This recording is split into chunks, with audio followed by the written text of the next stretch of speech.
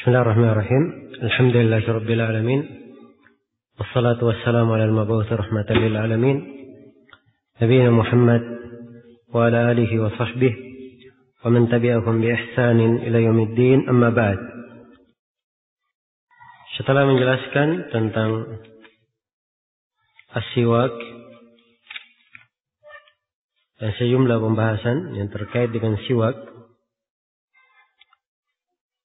penulis rahimahullah ta'ala menyebutkan sejumlah masail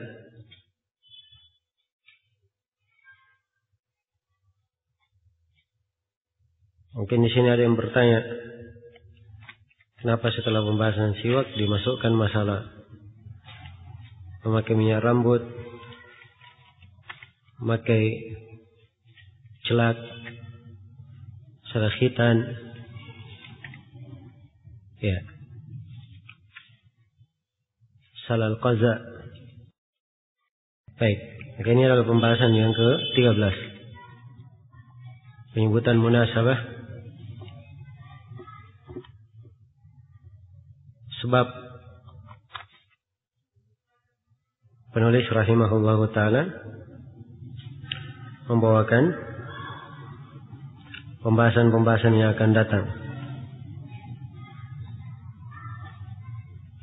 Jawabannya bahwa munasabahnya karena siwak terkait dalam banyak pembahasan. Siwak terkait dalam pembahasan tahara dari sisi kesunahan bersiwak sebelum bersuci. Yang kedua, siwak berkaitan dengan sunanul fitrah. Hal-hal yang berkaitan dengan fitrah. Ya. Dan fitrah itu banyak. Di antaranya siwak, di antaranya khitan. Karena itu penulis nanti akan menyebut masalah khitan. Ya. Kemudian di antara keterkaitan pembahasan siwak itu dari pembahasan at-tahliyah. Seorang berbersih, mempercantik, memperharum. Karena itu munasabah kalau disebut hal yang mirip dengannya. Memakai minyak rambut, kuhul. Ya. Baik, ini pembahasan yang ke-13. Pembahasan yang ke-14.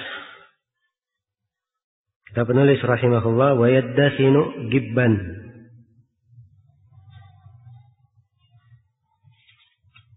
Ini tentang iddihan. Iddihan artinya memakai duhun di rambut, memakai minyak rambut, memakai minyak rambut.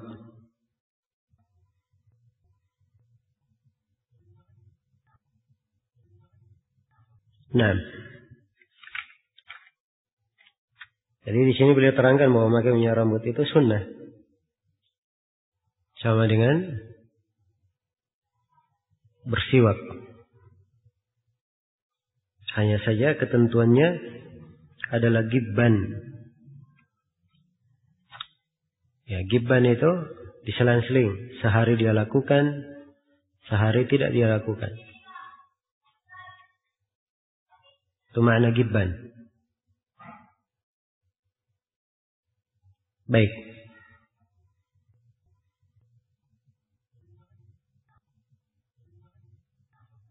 Apa dalilnya tentang memakai minyak rambut? Karena Nabi SAW bersabda, "Man kana lahu sya'run falyukrimhu." Siapa yang memiliki rambut, hendaknya dia muliakan.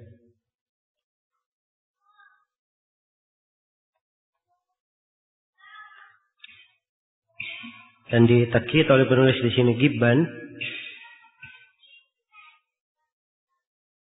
Terkadang dilakukan, kadang tidak dilakukan. Karena telah syah dari Nabi sallallahu alaihi wasallam annahu naha anit tarajjuli illa gibban. Beliau melarang bersisir kecuali gibban, kecuali kadang-kadang. Iya. Baik, jadi hukum berminyak ini keterkaitan dengan masalah rambut. Terkaitan dengan masalah rambut. Sini salah satu hukum yang diterangkan oleh penulis. Boleh diminyaki, hal yang bagus. Tetapi gibban, sehari dia lakukan, sehari tidak dilakukan. Kadang dia lakukan, kadang tidak dia lakukan. Iya. Ini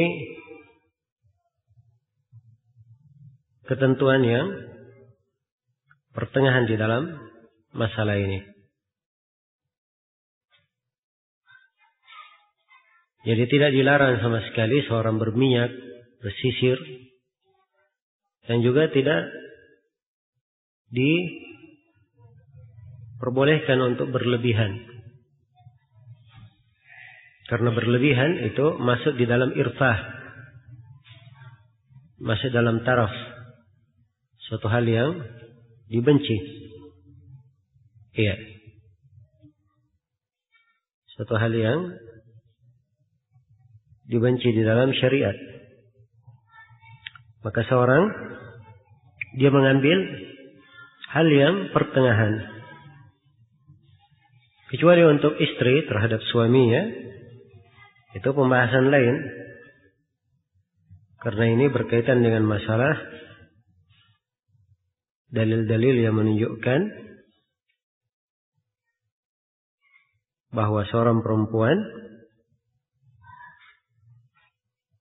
itu hendaknya menjadi perempuan yang salihah, menyenangkan apabila dipandang, dan seterusnya dari ketentuan.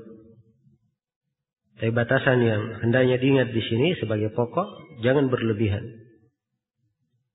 Iya. Sedikit-sedikit bersisir, sedikit-sedikit diminyakin. Ya. Ini adalah hal yang berlebihan. Karena itu penulis di sini memberikan ketentuan bahwa meminyaki rambut gibban. Kadang dilakukan, kadang tidak dilakukan. Baik. Penulis sudah menyinggung di sini tentang rambut. Hanya diminyaki saja. Ada masail yang lain berkaitan dengan rambut. Yang pertama, afdalnya kalau seorang lelaki dia memelihara rambut atau menggundulnya. Iya. Jawabannya bahwa dua-duanya dilakukan oleh Nabi Sallallahu Alaihi Wasallam. Beliau memelihara rambut dan beliau juga menggundul. Iya. Tapi kalau seorang bisa memeliharanya, punya kemampuan memeliharanya, maka hal tersebut tidak masalah. Tapi kalau dia berat untuk memeliharanya, dia gundul adalah perkara yang baik. Iya. Apakah makruh menggundul rambut? Karena datang dalam sebagian sifat kaum Khawarij, sifat mereka adalah at-tahliq, menggundul rambut kepala. Ya, jawabannya bahwa hal tersebut ya dilihat pada keadaannya. Dilihat pada keadaannya. Kalau keumuman orang di suatu tempat menggundul itu adalah hal yang biasa, dia ikut tidak ada masalah. Kalau memang dia berat menjaga rambutnya. Tapi kalau di kebanyakan tempat itu adalah hal yang kurang bagus, maka dia ikut kepada keumuman. Sebab hal yang berkaitan dengan kebiasaan itu diukur dengan apa yang berlaku secara urf, secara hukum umum yang berjalan di tengah masyarakat. Iya. Baik. Dan diterangkan juga masalah menyisir rambut. Apakah disisir ke belakang atau dibelah dua. Ya, Nabi SAW pernah melakukan itu, pernah menyisir ke belakang dan pernah membelah dua. Tapi belakangan as-sadl, ya, menyisir ke belakang dan ditafriq kalau dibelah dua. Tapi belakangan di dalam hadis menunjukkan bahwa beliau ketika menyisirnya membelah dua. Iya. Ini kalau memungkinkan, ya, baginya dan mencocoki kondisi dan situasi rambutnya. Nah, kemudian pembahasan yang ke-15 adalah hukmul iktihal, tentang hukum bercelak. Kata penulis, wa yaktahilu witran, dan disunnahkan dia bercelak witran, ganjil. Ya. Al-iktihal itu artinya dia menggunakan kuhul di mata, menggunakan celak. Dan celak itu beraneka ragam jenisnya. Yang paling afdalnya adalah al-ismit. Apa yang disebut dengan ismit. Karena ismit ini memberikan faedah yang sangat besar kepada mata. Iya. Dia membuat mata itu lebih terang dan menjaga mata. Jadi ada manfaat dari sisi itu. Selain daripada itu, celak mempunyai manfaat dari sisi hiasan. Iya, bercelak untuk perempuan ini tidak diragukan, itu adalah hal yang disunnahkan, lagi terhadap suaminya. Untuk laki-laki, kalau dia memakainya untuk tidur, itu adalah hal yang bagus. Tapi apakah disunnahkan bagi laki-laki memakai celak? Iya.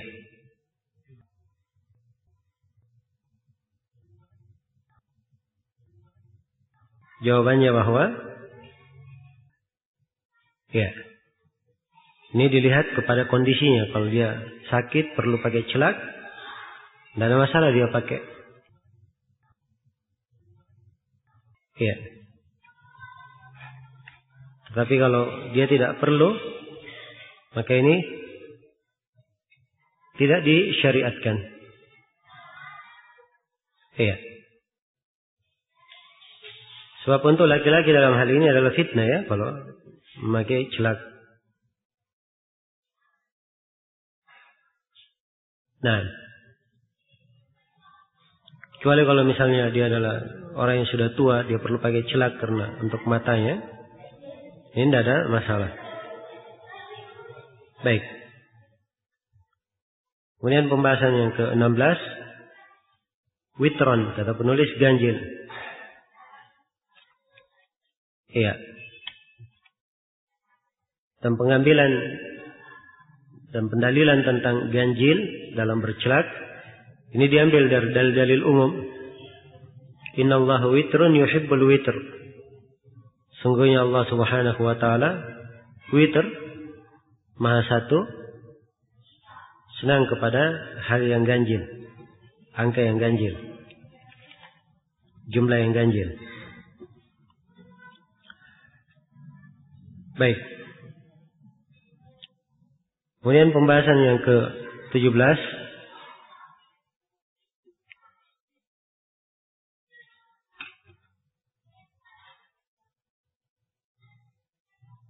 tentang hukum membaca tasmiyah, membaca bismillah di wudu. Kata beliau, wa tajibu tasmiyatu fil wudu'i ma'ad dzikri. Kata penulis, dan wajib membaca tasmiyah, membaca bismillah pada wudu. Ma'ad dzikri kalau mengingat. Dibedakan ya antara tasmiyah dan basmalah. Kalau tasmiyah dia baca bismillah dengan nama Allah saja. Tidak ada tambahnya. Tapi kalau dia baca basmalah, itu artinya bismillahirrahmanirrahim. Nah, di sini penulis wajibkan tasmiyah dalam wudu. Dia baca bismillah. Ini berdasarkan hadits la wudu'a liman lam yadhkur ismallahi alaihi. Tidak ada wudu bagi siapa yang tidak membaca bismillah terhadap wudu itu. Iya. Dan ini hadis pada kebanyakan riwayatnya, bahkan mungkin seluruh riwayatnya ada kelemahan. Hanya saja ada beberapa riwayat yang bisa saling menguatkan. Iya. Karena itu hadis ini menurut Ibnu Katsir rahimahullahu taala, karena memiliki jalan-jalan yang saling menguatkan, maka dia hasan atau sahih. Ibnu Hajar juga memandang bahwa zahirnya seluruh hadis-hadis tentang tasmiyah ini bisa dikuatkan. Bisa dikuatkan. Dan itu insyaallah taala benar, yang benarnya bahwa hadis ini adalah hadis yang hasan. Iya. Sisa kandungan dari hadits la wudu'a liman lam yadhkur ismallahi alaihi. Tidak ada wudu bagi orang yang tidak membaca nama Allah. Perlu diketahui ya bahwa kebanyakan fuqaha di pembahasan wudu mereka hanya membagi dua saja. Ada furudul wudu dan ada sunanul wudu. Ada kewajiban wudu dan ada sunnah wudu. Kalau tidak wajib maka dia sunnah. Iya. Dia wajib itu dibahasakan dengan rukun wudu. Kalau ditinggalkan akan membatalkan wudu. Kebanyakannya demikian. Tapi di sini penulis, iya, seakan-akan beliau bedakan antara al-furud dan apa? Al-wajib. Sebab al-fard akan datang nanti pembahasannya. Beliau akan terangkan tentang apa? Furudul wudu di bab setelah ini. Dan di sini beliau wajibkan tasmiyah dan digugurkan kalau lupa. Ya, dan furud yang bermakna rukun kalau gugur itu batal wudunya. Iya. Dan ini sisi pendapat yang kuat ya. Sebab kalau dikatakan membaca tasmiyah, orang yang meninggalkannya batal wudunya, ini juga kurang tepat karena bertentangan dengan ayat. Di mana di ayat Al-Quran tidak disebutkan baca bismillah. Ya ayyuhalladzina amanu idza qumtum ila sholati faghsilu wujuhakum wa aydiyakum ila al-marafiq wamsahu bi ru'usikum wa arjulakum ila al-ka'bayn. Tidak disebut tasmiyah. Ya. Tapi kewajiban diambil dari hadis sebab konteksnya la wudu'a liman lam yadhkur ismallahi alaihi. Tidak ada wudu. Ini nafiyah. Ya. Maka nafiyah di sini tidak boleh dikatakan nafiyah lis-sihhah, menafikan kesahihan, tapi nafiyah lil kamal. Nafiyah bermakna nafiyah apa? Kesempurnaan. Dan ini insyaallah taala yang lebih kuat. Dia wajib tapi bukan fard, bukan rukun wudu.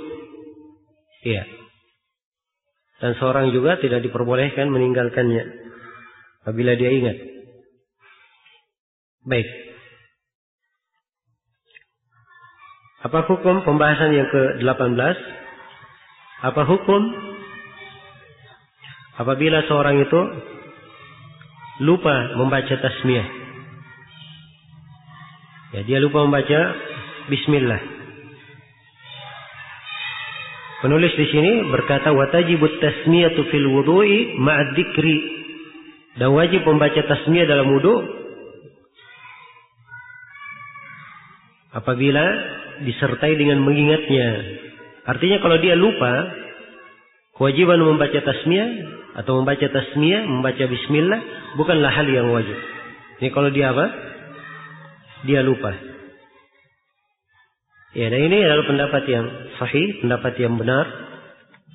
Iya. Karena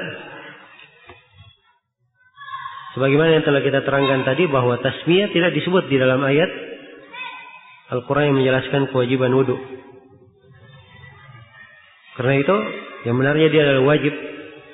Kalau seorang lupa, Allah Subhanahu wa taala telah memaafkan kelupaan dalam hal yang seperti ini. Yang kalau seorang lupa di dalamnya, maka dia tidak perlu menggantinya. Dan itu tidak membatalkan ibadahnya. Baik.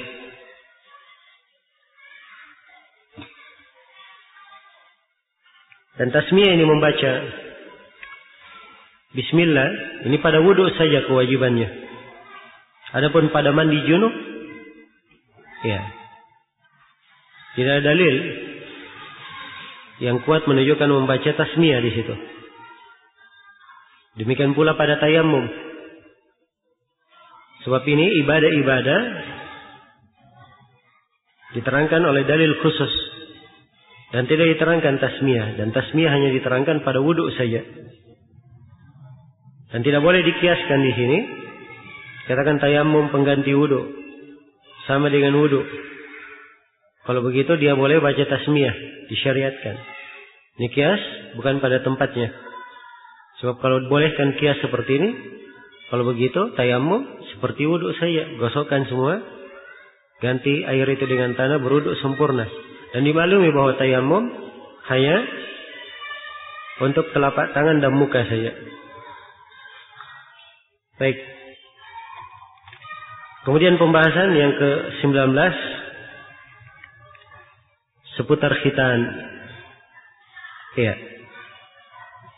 Dan di sini ada 3 pembahasannya. Yang pertama, definisi al-khitan.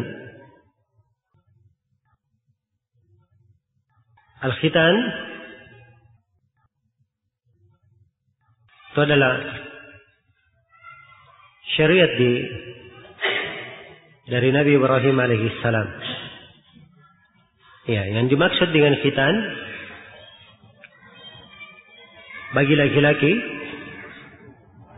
adalah memotong kulit yang berada di ujung dakarnya. Dan untuk perempuan, khitan itu artinya dia memotong sedikit daging yang menonjol yang berada di permukaan kemaluannya. Iya.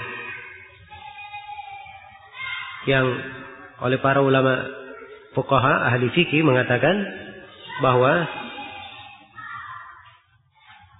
dia mirip dengan apa?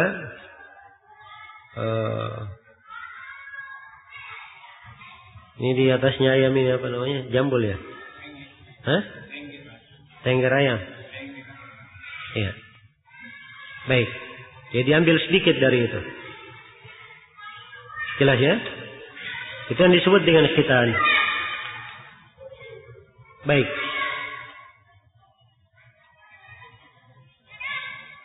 Ini pembahasan yang ke-19 ya, tentang definisi khitan. Jadi apabila telah dipotong, maka itu artinya dia telah dikhitan. Pembahasan yang ke-20, apa hukum khitan? Kata penulis, wa yajibul khitan ma lam yakhaf ala nafsihi. Dan khitan itu wajib selama seorang itu tidak khawatir, tidak takut terhadap dirinya. Iya. Sini penulis menerangkan kewajiban khitan. Dan beliau tidak membedakan kewajiban antara laki-laki dan perempuan. Dan para ulama silam pendapat di dalam hal ini. Iya. Di antara ulama yang mengatakan bahwa khitan hukumnya adalah wajib bagi laki-laki saja. Adapun perempuan adalah sunnah. Dan ini pendapat jumhur, mayoritas ulama. Dan pendapat yang kedua mengatakan bahwa khitan hukumnya adalah wajib bagi laki-laki maupun perempuan. Dan ini zahir ucapan penulis di sini. Dan ini yang dikuatkan oleh Ibnu Qudamah rahimahullahu taala, Ibnu Qayyim dan selainnya. Dan pendapat yang ketiga, khitan hukumnya sunnah bagi laki-laki dan perempuan. Iya. Hukumnya sunnah bagi laki-laki dan perempuan. Baik. Yang mengatakan hukumnya wajib, mereka berdalilkan dengan dalil-dalil. Iya. Di antara dalil yang paling kuat adalah Nabi memerintah orang yang masuk Islam itu untuk berkhitan. Kata Nabi sallallahu alaihi wasallam, alki anka sya'ral kufri wakhtatin. Ya, cukurlah dari kamu rambut kekafiran, maksudnya disuruh mencukur bulu kemaluannya, mencabut bulu ketiaknya. Wakhtatin, dan berkhitanlah kamu. Di sini perintah ya. Wal aslu fil awamiri tufidu al-wujub. Dan asal dalam perintah memberikan makna kewajiban. Iya. Dan kewajiban ini didukung dengan hadits Rasulullah sallallahu alaihi wasallam, khamsun minal fitrah. Ada 5 dari fitrah. Salah satunya adalah al-khitan. Iya. Dan di antara menguatkan kewajiban bahwa khitan ini adalah syariat Nabi Ibrahim alaihissalam dan tidak dihapus pensyariatannya, dan kita telah diperintah thumma auhayna ilaika an ittabi' millata Ibrahim hanifa.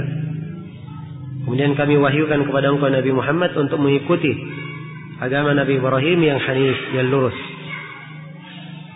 Iya. Menunjukkan bahwa khitan adalah suatu hal yang wajib dan tidak dibedakan antara laki-laki dan perempuan dalam dalil-dalil ini. Pendapat yang kedua yang mengatakan sunnah bagi perempuan, wajib bagi laki-laki, mereka berdalilkan dengan asar dan nazar. Dari sisi asar, dari sisi dalil hadis, yaitu hadis Nabi sallallahu alaihi wasallam dari Shaddad bin Aus, al-khitanu sunnatun lirrijali wa makramatun linnisa. Khitan itu adalah sunnah. Al-khitanu wajibul lirrijal, dia adalah wajib bagi laki-laki dan kemuliaan bagi perempuan. Nah, kata kemuliaan di sini ini menunjukkan dia bukan wajib. Andai kata hadits ini kuat, ini adalah hadits yang memutuskan silang pendapat. Tapi haditsnya lemah. Haditsnya lemah. Iya. Dan dari sisi nazar, para ulama yang mengatakan sunnah khitan bagi perempuan, mereka melihat kepada hikmah dari khitan itu. Bahwa khitan pada perempuan ini faedahnya adalah untuk menahan kelebihan syahwat. Iya. Sebab kebanyakan atau keumuman perempuan yang tidak dikhitan ada permasalahan berkaitan dengan masalah syahwat yang lebih menggejolak. Iya. Maka syariat khitan untuk mereka itu adalah bentuk dari kesempurnaan saya, bukan bentuk dari menghilangkan gangguan. Ya. Karena itu dari sisi ini mereka anggap bahwa khitan hukumnya sunnah. Sebenarnya dari sisi nazar ini bagus, hanya saja dalil yang menunjukkan kewajiban ini lebih kuat. Karena itu ucapan penulis di sini ini adalah pendapat yang lebih kuat dari sisi dalil, bahwa khitan adalah wajib bagi laki-laki dan wajib bagi perempuan. Hanya saja seorang tidak boleh berlebihan. Laki-laki hanya dipotong kulit yang diperlukan, yang menutupi ujung dari kemaluannya. Dan untuk perempuan diambil sedikit saja. So kalau diambil seluruhnya ini akan menghilangkan syahwatnya. Dan dimaklumi bahwa dari tabiat manusia ada syahwat padanya. Iya. Karena itu diambil sedikit saja dari perempuan. Baik. Maka ini berkaitan dengan hukum al-khitan. Pembahasan yang ke-21. Apabila seorang itu khawatir terhadap dirinya kalau dia berkhitan. Dikatakan di sini wajibul khitanu ma lam yakhaf ala nafsihi, dan khitan itu adalah wajib sepanjang seseorang itu tidak takut terhadap dirinya. Iya. Jadi kalau dia takut terhadap dirinya, takut, khawatir di belakang khitan tersebut akan muncul bahaya, apakah terjadi pendarahan, ya, atau yang semisal dengan itu, maka ini sama dengan kewajiban-kewajiban yang lainnya. Seorang kalau diperintah dengan kewajiban dia tidak mampu melakukannya, Allah tidak membebani seorang kecuali sesuai dengan kemampuannya. Dan seorang tidak melakukan hal yang membahayakannya. Karena Nabi Sallallahu Alaihi Wasallam bersabda, la darar wa la dirar. Tidak ada bahaya dan tidak ada pembahayaan. Iya. Jadi ini syarat pada seluruh kewajiban. Karena kewajiban itu tidak menjadi wajib kalau tidak ada kemampuan. Ya, kata Syekh Abdurrahman bin Nasir As-Sa'di rahimahullah, walaysa wajibun bila iqtidari, dan tidak ada kewajiban apabila seorang tidak memiliki kemampuan. Baik, selesai sudah pembahasan yang ke-21. Kemudian pembahasan yang ke-22. Kata penulis rahimahullah, wa yukrahul qaza, dan makruh al-qaza itu. Iya. Pembahasan ke-22, definisi al-qaza. Al-qaza artinya dia memotong sebagian rambut, meninggalkan sebagian yang lainnya. Dan qaza ini banyak bentuknya. Iya. Di antara bentuknya, dia memotong pertengahan kepalanya, pertengahan rambutnya, dia biarkan di sekitarnya. Dan dari bentuk qaza, dia potong di sekitarnya, dia biarkan di tengahnya. Dan dari bentuk qaza, dia memotong di depannya saja, dia biarkan di belakangnya. Iya. Atau dia memotong di samping kanan saja, dia biarkan di samping kirinya. Ya. Tidak dia urut. Itu disebut qaza. Nah. Dan qaza ini diterangkan di sini oleh penulis tentang hukumnya. Ini pembahasan yang ke-23. Kata beliau, wa yukrahul qaza, hukumnya makruh. Ini berdasarkan hadits Ibnu Umar, riwayat Bukhari dan Muslim. Nahan Nabi sallallahu alaihi wasallam 'anil qaza. Nabi sallallahu alaihi wasallam melarang dari apa? Dari al-qaza. Iya. Dan karahah di sini bermakna karahatut tanzih. Makruh dengan karahah at-tanzih. Kalau kita ambil dari zahir larangan, asalnya larangan bermakna tahrim.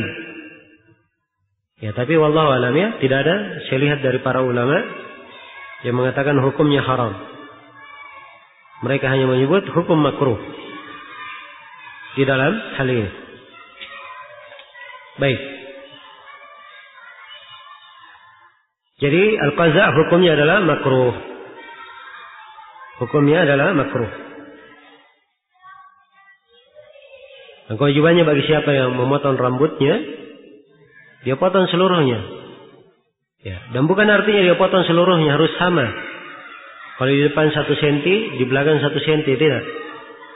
Tapi maksudnya jangan diambil sebagian, dia tinggalkan sebagian. Iya.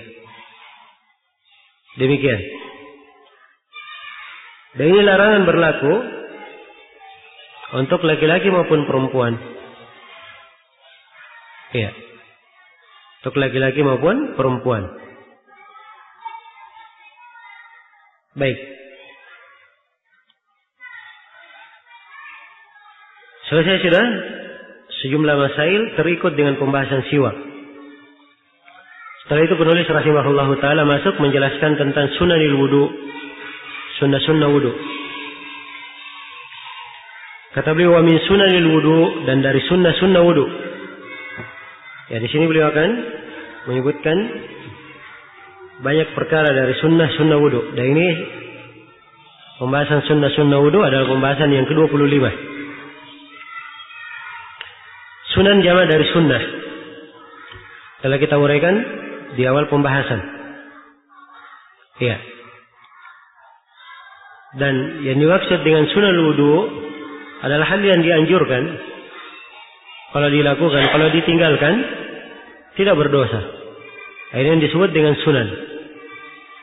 Penulis di sini menyebutkan beberapa hal dari sunnah-sunnah wudu. Yang pertama adalah as-siwak. Iya, ini yang pertama. Dan sudah berlalu dalil-dalil tentang sunnahnya bersiwak ketika berwudu. Yang kedua, ghuslul kaffaini salasan. Mencuci kedua telapak tangan 3 kali. Dan ini sunnah menurut kesepakatan ulama, tidak silang pendapat. Iya. Dia cuci kedua telapak tangannya. Dan ini diterangkan dalam banyak hadis. Hadits Utsman bin Affan, hadits Abdullah bin Zaid, dan selainnya dari hadits-hadits yang menjelaskan tentang tata cara wudu Nabi Sallallahu Alaihi Wasallam. Kemudian yang ketiga dari sunnah wudu, ya ini 3 kali ya, kalimat 3 kali.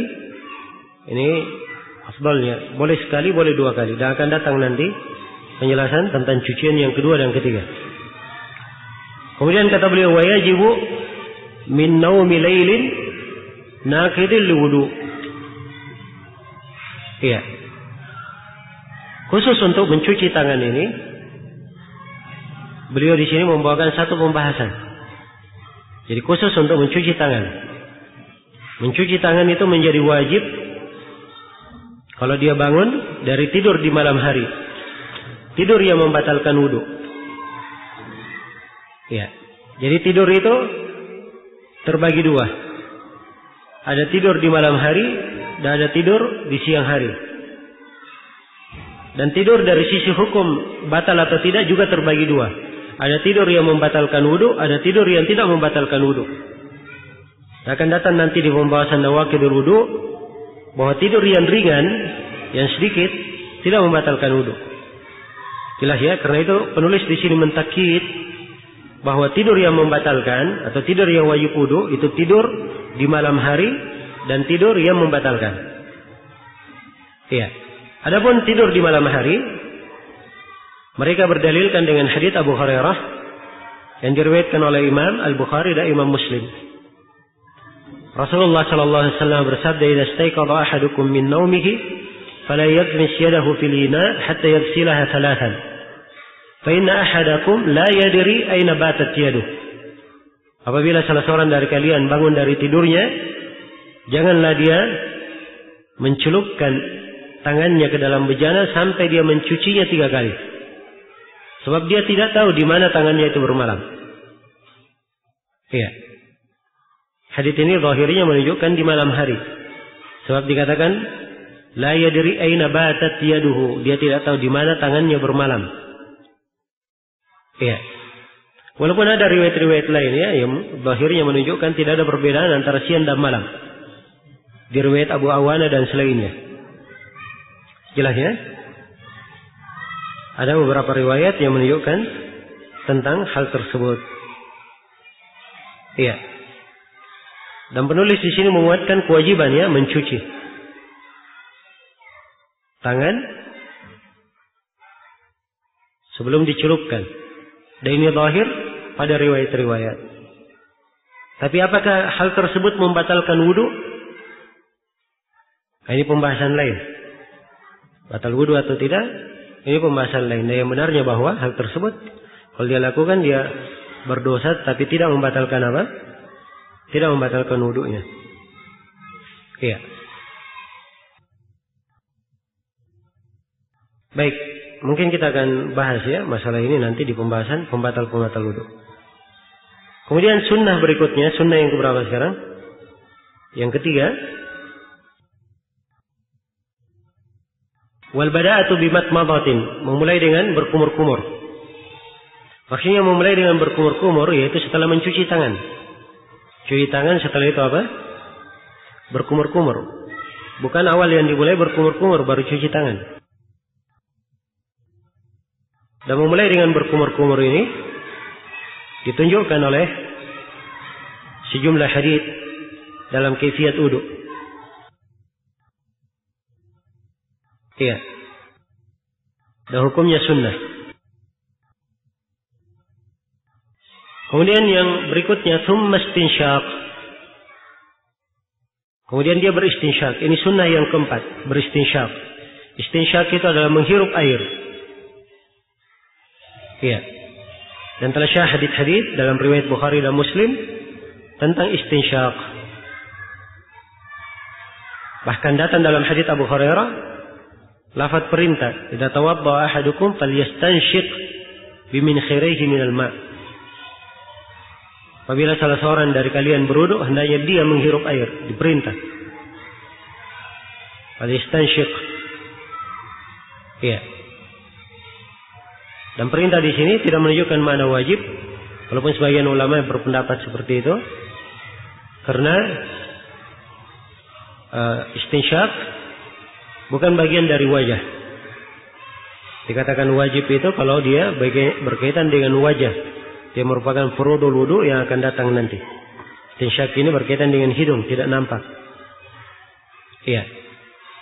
Walaupun dikatakan wajib, maka dia bukan rukun. Dalam artian kalau ditinggalkan membatalkan wudu. Jadi ini sunnah yang keempat. Sunnah yang kelima, al-mubalaghah fihima li ghairi sha'im. Al-mubalaghah wal mubalaghatu fihima li ghairi sha'imin. Ini sunnah yang kelima, bersungguh-sungguh. Iya. Dan penulis di sini tidak menyebut istinsar ya. Istinsar adalah hal yang setelah istinsyak. Istinsyak menghirup air, kalau istinsar mengeluarkannya. Ya, dan mungkin tidak disebut oleh penulis rahimahullah karena sudah jelas. Ya, karena apabila dihirup air, kan tidak mungkin ditelan. Setelah dihirup dia apa? Dikeluarkan. Ya, karena itu mungkin di sebab ini beliau tidak sebutkan. Ya, walaupun afdalnya adalah ditafsil, dirinci bahwa dari sunnahnya juga adalah apa? Istinsar. Iya. Kemudian setelah itu yang kelima di urutan penulis mubalaghah, bersungguh-sungguh. Ya, pada keduanya. Maksudnya pada berkumur-kumur dan pada apa? Istinsyak yang disebut oleh penulis ya. Dan ini berdasarkan hadits Laqit ibn Sabirah di Ashabus Sunan. Rasulullah sallallahu alaihi wasallam bersabda, "Asbigil wudu wa khallil bainal asabi' wa balik fil istinsyaq illa an takuna sha'iba." Sempurnakanlah wudu, sela-selailah antara jari jemari dan bersungguh-sungguhlah dalam istinsyaq, menghirup air kecuali kalau kamu puasa. Nah, di sini jelas ya, kecuali kalau puasa. Sebab seorang yang berpuasa, kalau dia bersungguh-sungguh dikhawatirkan air akan masuk ke tenggorokannya. Iya. Kemudian sunnah yang keenam, kata penulis, wa taqlilul lihyatil kasifah. Dan menyela-nyelai jenggot yang lebat. Iya. Jenggot itu dua macam. Ada jenggot tipis dan ada jenggot yang lebat. Kalau jenggotnya tipis, tidak ada masalah. Iya. Dia cuci semuanya, zahir batin dia cuci. Kalau jenggotnya tipis. Tapi kalau jenggotnya tebal, ini yang disebut oleh penulis bahwa sunnahnya disela-selai. Ya, sunnahnya adalah apa? Disela-selai. Dan ini berdasarkan hadits Utsman bin Affan radhiyallahu taala anhu, riwayat Tirmidzi, Ibnu Majah dan selainnya. Beliau berkata, "Kana Nabi sallallahu alaihi wasallam yukhallilu lihyatahu fil wudu." Adalah Nabi sallallahu alaihi wasallam beliau menyela-nyelai jenggotnya ketika wudu. Ya. Dan ini hadits Utsman hasan dari seluruh jalan-jalannya. Baik. Sunnah berikutnya adalah takhlilul asabi. Kata penulis wal asabi. Kembali kepada takhlil juga ya. Asabi. Jari jemari. Dan jari jemari yang dimaksud mencakup seluruh jari jemari tangan maupun jari jemari kaki. Semuanya disunnahkan disela-selai. Dan ini berdasarkan hadits Laqit ibn Sabirah yang telah berlalu. Wa khallil bainal asabi. Dan selai-selailah antara jari jemari. Baik. Kemudian dari sunnah juga, kata penulis rahimahullah, wat tayamun, memulai dengan yang kanan. Ya, dan ini berdasarkan beberapa hadits, di antaranya hadits Aisyah, riwayat Al-Bukhari dan Muslim. Kana Nabi sallallahu alaihi wasallam yu'jibuhu at-tayammun fi tana'ulihi wa tarajjulihi wa tuhurihi wa fi sya'nihi kullihi. Adalah Nabi sallallahu alaihi wasallam beliau senang untuk memulai dengan yang kanan pada bersendalnya, bersisirnya, bertaharanya dan pada segala sesuatu. Sisi pendalilan kita pada bertahara. Iya. Dan telah datang dalam sebagian hadis perintah untuk memulai dengan yang kanan. Sehingga Ibnu Hazm dan selainnya berpendapat bahwa memulai dengan yang kanan itu hukumnya wajib. Ya. Dan juga tidak pernah diketahui bahwa Nabi sallallahu alaihi wasallam memulai dengan kiri. Ya, maka wajib dari sisi makna. Bukan fard, bukan rukun wudu. Ya, ini pendapat yang memiliki sisi kekuatannya. Walaupun sebagian ulama menukil kesepakatan bahwa ini hukumnya sunnah. Ya. Tapi kesepakatan fihi nazar ya, karena Ibnu Hazm menyelisihi. Ibnu Hazm dari ulama muslimin dianggap dalam hal yang seperti itu. Baik, kemudian berikutnya dari sunnah yang dihitung oleh penulis, akhdhu ma'in jadid wa akhdhu ma'in jadidin lil udhunaini. Mengambil air baru untuk telinga. Ya, jadi kalau berwudu dia usap kepalanya. Begitu mencuci telinga diambil air baru lagi. Ini dianggap sunnah oleh penulis. Dan beliau berdalilkan dengan hadis Abdullah bin Zaid dalam sebagian riwayat. Tapi hadis itu ada kelemahan. Hadisnya lemah. Dan yang benarnya bahwa telinga masuk ke dalam hukum kepala. Karena Rasulullah sallallahu alaihi wasallam bersabda, al-udunani minar ra's. Kedua telinga bagian dari kepala, ini yang paling tegasnya. Dan hadis Utsman bin Affan dan Abdullah bin Zaid yang lainnya riwayat Bukhari dan Muslim tidak disebut air khusus untuk telinga, tapi diikutkan dengan kepala. Ya, karena itu seorang ketika berwudu, telinganya diikutkan kepada kepala. Diambil air, dia usap kepalanya dari depan ke belakang, balik lagi ke depan. Setelah itu langsung dia masukkan ke telinganya, dia usap telinganya. Ya, dari satu kali mengambil air. Nah, jadi ini yang benarnya ya, bahwa hadits ya, mengambil air khusus untuk telinga, haditsnya lemah. Kemudian sunnah berikutnya adalah wal ghaslatus tsaniyah. Cucian yang kedua. Ini sunnah ya hukumnya, sebab yang wajib itu cucian yang pertama saja. Sunnah berikutnya wasalitha. Ini cucian yang ketiga. Jadi cucian yang kedua dan ketiga hukumnya sunnah, bukan wajib. Kenapa? Karena di dalam Al-Quran tidak disebutkan 3 kali, hanya disebut mutlak saja. Ya ayyuhalladzina amanu idza kuntum ila sholati faghsilu wujuhakum wa aydiyakum ila al-marafiq wamsahu bi ru'usikum warjulakum ila al-ka'bain. Tidak disebut 2, 3. Hanya disebut perintah. Ya, dan di pembahasan usul fikih al-wajib ya, itu memberikan ifadah apa? At-takrar atau tidak? Tidak memberikan ifadah takrar, hanya sekali saja. Baik. Menunjukkan bahwa kewajibannya cuma sekali. Adapun yang kedua dan ketiga, hukumnya adalah sunnah. Dan di antara dalil juga yang menunjukkan bahwa yang wajibnya satu, Nabi sallallahu alaihi wasallam dalam praktek wudunya kadang beliau berwudu sekali-sekali, kadang 2 kali, 2 kali, kadang 3 kali, 3 kali. Dan kadang beliau selang-seling, ada yang sekali, ada yang 2 kali, ada yang 3 kali. Begitu beliau berwudu sekali-sekali, ini menunjukkan batas paling minimalnya berapa? 3 kali. Tapi tidak diragukan ya bahwa afdalnya adalah 3 kali. Sebab itu di kebanyakan riwayat. Dan juga perlu diingat di sini bahwa cucian sunnah 2 kali dan 3 kali itu berlaku untuk seluruh anggota wudu kecuali apa? Kecuali kepala. Sebab kepala hanya diusap 1 kali saja. Baik. Selesai sudah pembahasan sunanul wudu. Ila huna. Subhanakallahumma wa bihamdik, asyhadu an la ilaha illa anta, astaghfiruka wa atubu ilaik. Alhamdulillah.